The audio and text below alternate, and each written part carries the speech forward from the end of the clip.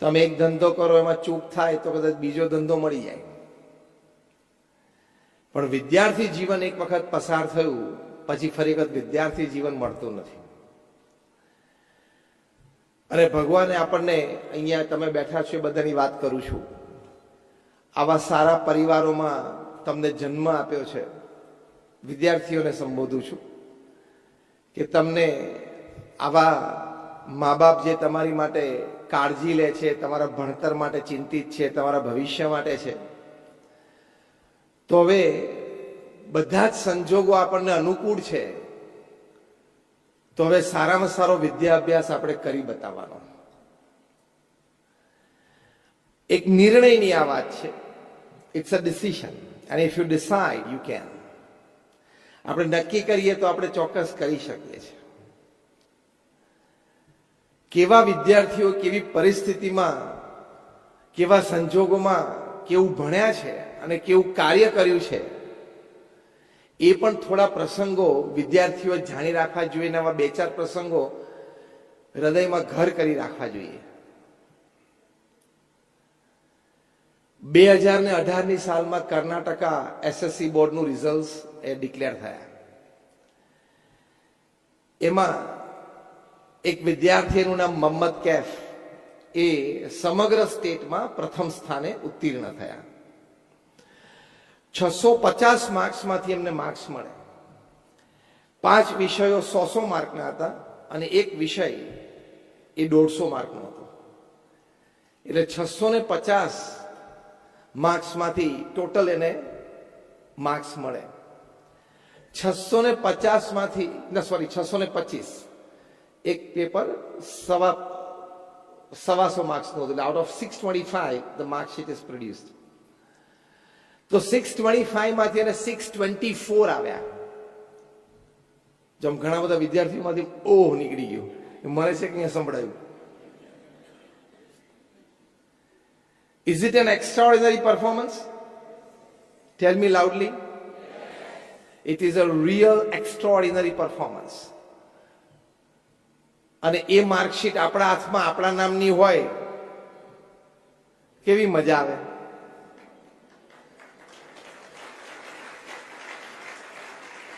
એ marksheet આપણા નામની આપણા હાથમાં હોય, મજા આવે. અને પેલી આમ ધજા ફરકાવી એમ આખા ગામમાં ને સોસાયટીમાં ને આપણા બિલ્ડિંગમાં ને જ્ઞાતિમાં ને વોટ્સએપ પર ફોટો પાડીને વાયરલ બધું કરીએ કે નહીં, જે બધા હા પાડે છે. અને ખોટું નથી, આઈ એપ્રિશિએટ. આવું સારું પરફોર્મન્સ હોય તો દરેકને આનંદ હોય. મોહમ્મદ કૈફે રિઝલ્ટ શીટ જોઈ અને પાછી ફેંકી દીધી. This is not my result sheet. If it is Mohammad Kaif at the top, it should be 625 on 625. શું ખુમારી હશે આ વિદ્યાર્થીની કે મારું નામ જો રિઝલ્ટ શીટમાં લખવાનું હોય ને તો પછી 625 માંથી 625 હોય, 624 ના હોય. Recheck all the papers. અને રીચેક થાય એટલે સોશિયલ સાયન્સીસમાં એક માર્ક કાપેલો તો એ એક્ઝામિનરને એમ થયું કે ના, એક માર્ક કાપવો ન જોઈએ. એ માર્ક એનો ન કાપ્યો અને પછી એ માર્કશીટ બની 625 માંથી 625. તમે ગૂગલ ઉપર જઈને આ સ્ટોરી વાંચી શકો છો. Mohammad Kaif 2018 Karnataka state board results. પછી એને રિઝલ્ટ શીટ હાથમાં લીધી અને સામે એવા વિદ્યાર્થી હોય કે આઈસ નીકળી ગયા. ઘણા એવા વિદ્યાર્થીઓ કે આમ જોવે કે લાલ લીટી ક્યાંય નથી. ઓ ગ્રેટ, પાર્ટી, સાંજે પાર્ટી. કેમ નીકળી ગયો, બસ બીજી વાત નહીં. 5-6 સબ્જેક્ટ માંથી 2-3 જગ્યાએ ભરાઈ જવાનો હતો, એના બોલે નીકળી ગયો. That is the whole range. તમે બધા જે વિદ્યાર્થીઓ અહીંયા બેઠા છો, એ વિદ્યાર્થી આવો સંકલ્પ કરો. આને કહેવાય શ્રેષ્ઠતાનો સંકલ્પ. The wish for excellence. એ અત્યારથી એક વિદ્યાર્થી અવસ્થાથી, તમારી કિશોર યુવા અવસ્થા છે ત્યારથી આવા વિચારો, આવી એક આદતો અને આવું પણ રાખવું. ચલો આપણે 625 માંથી 625 ની આપણે વાત દરેક માટે નથી કરતા, પણ એક્સિલન્સ શબ્દ તો લાગુ વધારે પડે કે ના પડે? If not perfection, excellence should exist. Yes or no? If not perfection, that we understand and accept, excellence તો હોવું જ જોઈએ ને જીવનમાં, કે શ્રેષ્ઠતા તરફ જવું. તો આવા વિદ્યાર્થીઓ છે એ તમારે નજર સમક્ષ રાખવા જોઈએ.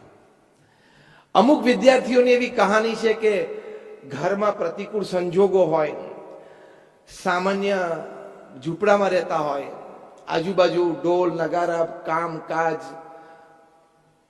હોય, એટલે કે કોઈને એવી પ્રાઇવેસી, શાંતિની જગ્યા વાંચવા માટે ન મળે. વળી માતા પિતા સાથે કોઈ વખત પોતે પણ મજૂરીએ જવું પડે, ટ્યુશન ના હોય, કારણ કે ટ્યુશનના પૈસા મા બાપ પાસે ના હોય. એવા વિદ્યાર્થીઓ પણ એક્સિલન્ટ સ્કોરિંગ કર્યું છે. I am talking now of the other part of the story. તમે ગૂગલમાં એક સ્ટોરી નાખજો, ગોવિંદ જયસ્વાલ 2006 આઈએએસ ઓફિસર. ગોવિંદ જયસ્વાલ પોતે ઉત્તર પ્રદેશમાં એક સામાન્ય રિક્ષા ડ્રાઈવરના દીકરા હતા. એ પણ કોક વખત રિક્ષા ચલાવવા જતા ત્યારે, કારણ કે એના પિતા બીમાર હોય ત્યારે રિક્ષા કોણ ચલાવે? કારણ કે રિક્ષા ચલાવે તો જ સાંજે જમાય. કારણ કે આ કેટેગરી શું છે? હેન્ડ ટુ માઉથ છે. રિક્ષા જો 2 દિવસ ન ચાલી તો ઘરમાં બધાને જમવાનો પ્રશ્ન થઈ જાય. In this circumstances, he decided to become an IAS officer. કે આપણે યુપીએસસી ક્રેક કરવી છે.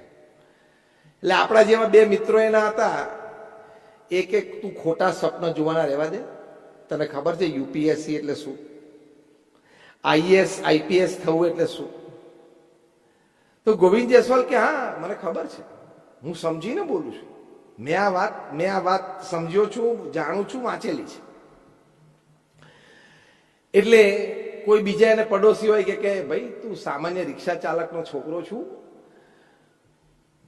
આઈએસ આઈપીએસ માટે યુપીએસસીમાં એના કોચિંગ ક્લાસીસ હોય, ધીસ ધેટ, એ કે ગમે તે હોય, ગમે તે સંજોગોમાં ભગવાને મહેનતની ક્ષમતા તો દરેક વ્યક્તિને આપી છે ને.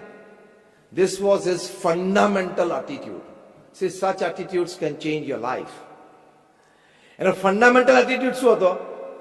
કે સંજોગો મને પ્રતિકૂળ છે, પણ મહેનત કરવાની તૈયારી તો મારી હોય તો મહેનત તો કરી શકું છું ને. સિમ્પલ.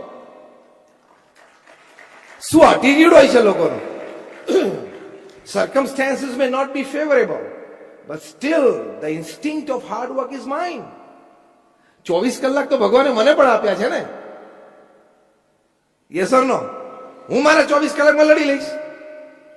એને ઘેર બેઠા તૈયારી શરૂ કરી. અમુક ટેક્સ્ટ બુક્સ લાવવા માટે એની પાસે પૈસા નહીં, કારણ કે બહુ ગરીબ ઘરનો છોકરો, એટલે લાઇબ્રેરીમાં જઈને વાંચે.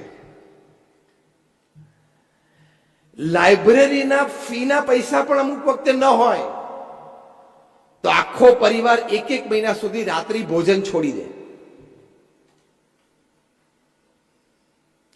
બધા રાત્રે 1.5 લોટો પાણી પીને સુઈ જાય, કારણ કે અંદર તો પેટમાં તો ભૂખ લાગી હોય, પેટમાં તો બળતું જ હોય ને. જમવાનો ટાઈમ થાય 8-9 વાગે, 9:30 વાગે, રાત્રે પાણી પીને સુઈ જાય. પણ કડક મહેનત આ છોકરાએ કરી. હવે સામાન્ય સ્લમ્સમાં રહેતો હતો એટલે ઘણી વખત ઇલેક્ટ્રિસિટી ફેલિયર આવી જાય, લાઇટ ના હોય, જતી રહે. રાત્રે વાંચવું હોય, લાઇટ ના હોય તો પછી બહાર સ્ટ્રીટ લાઇટ નીચે જઈને વાંચે. ત્યાં એને મચ્છર કરડે તો એ મચ્છરદાની ઓઢીને વાંચે. નક્કી શું હતું? એટીટ્યુડ શું હતો? 24 કલાક તો ભગવાને દરેકને આપ્યા છે, મને પણ આપ્યા છે, અને મહેનત મારી છે, મારે કરવાની છે. અને 2006માં ગોવિંદ જયસ્વાલ અપિયર થયો એન્ડ ઓલ ઇન્ડિયા રેન્ક 48 થી ફર્સ્ટ ટ્રાયલમાં એને યુપીએસસી ક્રેક કરી.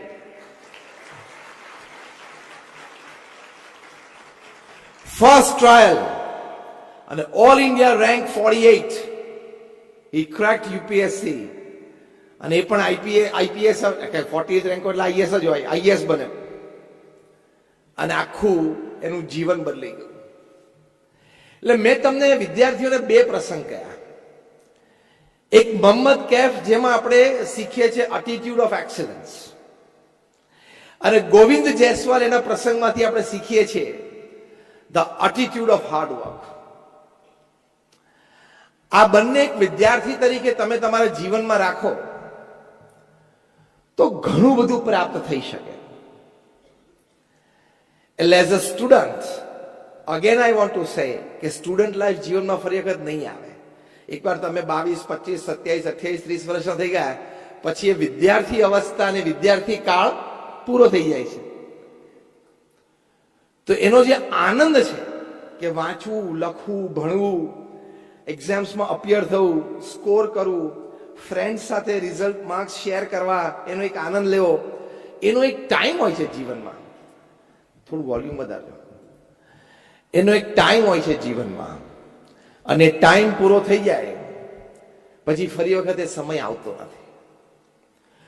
પ્રમુખ સ્વામી મહારાજ વિદ્યાર્થીઓને એક સરસ વાત કરતા. પોતે કહેતા કે તમે વિદ્યાર્થી છો તો જીવનમાં સંયમ નિયમ રાખીને વિદ્યાભ્યાસ કરી લેવો. This is my point number 3. જીવનમાં સંયમ નિયમ રાખીને સારો અભ્યાસ કરી લેવો.